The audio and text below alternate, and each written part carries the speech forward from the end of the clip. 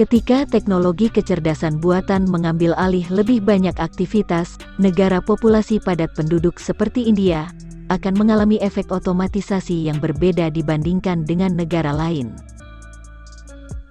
Kemajuan dalam kecerdasan buatan akan sangat berdampak pada iklim investasi negara terpadat di dunia ini. Ke depan pintu gerbang perubahan skala besar, mulai dari pekerjaan hingga kualitas hidup, dan karena populasinya yang besar serta angkatan kerja yang tergolong muda, menyebabkan masalah baru dari sebuah efek domino yang kita kenal sebagai benturan sosial.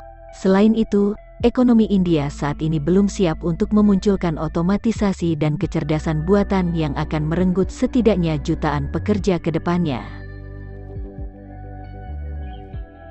Meskipun India adalah salah satu ekonomi utama yang paling cepat berkembang di dunia sebagai pesaing utama Cina, pertumbuhan yang lebih besar tidak berarti pekerjaan tambahan.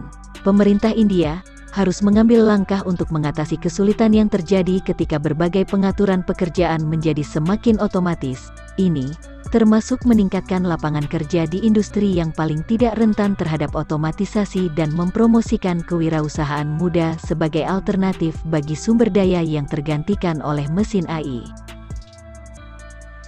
Kemauan politik dan pengetahuan tentang masalah yang berhubungan dengan otomatisasi sangatlah penting, dan berita terbaiknya adalah, baik India maupun Indonesia memiliki identifikasi yang sama atas masalah sosial yang terjadi di mana benang kusut masih mewarnai beberapa pengambil kebijakan penting baik di daerah maupun di pemerintahan pusat, dan tentunya menjadi tuntutan di semua lini, akan pemahaman apa yang akan dunia hadapi di tahun-tahun mendatang. Mustahil membayangkan masa depan pekerjaan di dunia tanpa mempertimbangkan masa depan India sebagai contohnya. Ekonomi terbesar kelima di dunia ini memiliki populasi 1,3 miliar jiwa dan menjadi contoh model terbaik untuk diamati dalam pengambilan kebijakan publik. Negara ini juga berjuang untuk mempekerjakan tenaga kerja yang sudah berkembang pesat. Di sisi lain, tuntutan teknologi dan percepatan di masa mendatang akan menghantam sebagian besar angkatan kerja tersebut, dan berita buruknya adalah hal ini juga akan dirasakan mayoritas negara di dunia 5 atau 10 tahun mendatang.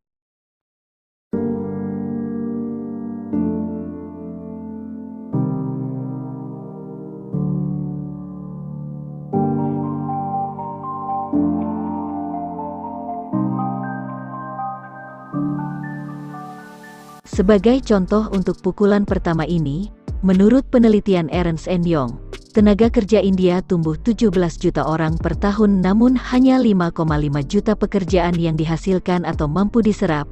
Di lain sisi, menurut survei status ketenagakerjaan India pada tahun 2021, 100 juta pekerjaan kehilangan pekerjaannya antara April dan Mei tahun 2020, dan pada Juni tahun 2020. Memang, sebagian besar karyawan ini menemukan pekerjaannya kembali, tetapi sekitar 15 juta orang tetap menganggur. Hal tersebut ditambah seperti masalah beberapa negara berkembang lainnya. Upah bulanan karyawan turun rata-rata 17% selama periode pandemi COVID-19, dengan pekerja mandiri dan pekerja tidak tetap paling menderita atas gejolak global ini. Hampir setengah dari pekerja yang dibayar telah beralih ke tenaga kerja informal setelah blokade atau lockdown, wira swasta sebesar 30%, pekerja sementara sebanyak 10%, dan pekerja tidak tetap sebanyak 9%. Untuk merencanakan kecerdasan buatan bagi pengganti tenaga kerja India, pemerintah India perlu lebih proaktif dalam mengumpulkan data tentang kondisi ketenaga kerjaan. Informasi biometrik yang terkandung dalam nomor identifikasi unik dalam data Aadhaar dapat digunakan untuk memperkirakan angkatan kerja dan pengangguran. Dengan setengah dari populasi di bawah usia 25 tahun, India tampaknya harus mempersiapkan tenaga kerja muda dengan memaparkan mereka ke masa depan yang didukung teknologi antarmuka, dengan kecerdasan buatan atau artificial intelligence, yang meliputi pembelajaran mesin dan otomatisasi yang lebih besar. Ini akan menjadi langkah penting sekaligus juga beresiko bagi warga negaranya. Dan, mungkin kita bisa mengatakan bahwa ini adalah bonus demografi yang mematikan.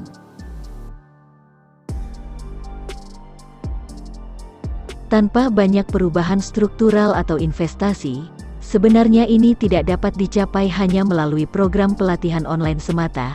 Integrasi kecerdasan buatan dan otomatisasi ke dalam kurikulum sekolah saat ini dirasa sangat penting.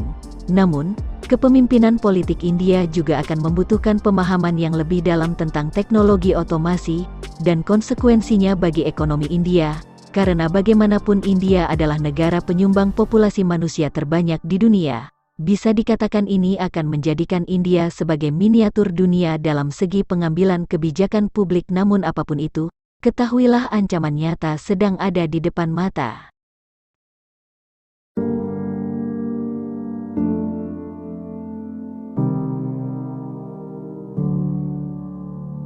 Saat ini kemajuan teknologi dan biaya sumber daya komputasi serta penggunaan teknologi kecerdasan buatan meningkat di banyak bidang. Akibatnya, perusahaan komersial, dunia akademisi, dan lembaga pemerintah juga mulai memahami berbagai manfaat AI dan potensinya untuk membantu memecahkan masalah paling sulit di industri secara umum.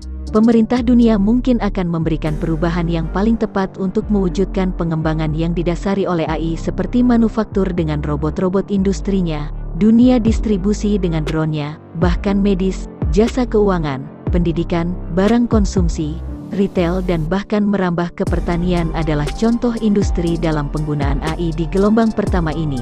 Sedangkan pekerjaan di bidang seni, seperti seni pertunjukan dan olahraga mungkin tidak langsung otomatis karena masih berhubungan dengan interpersonal dan kreativitas.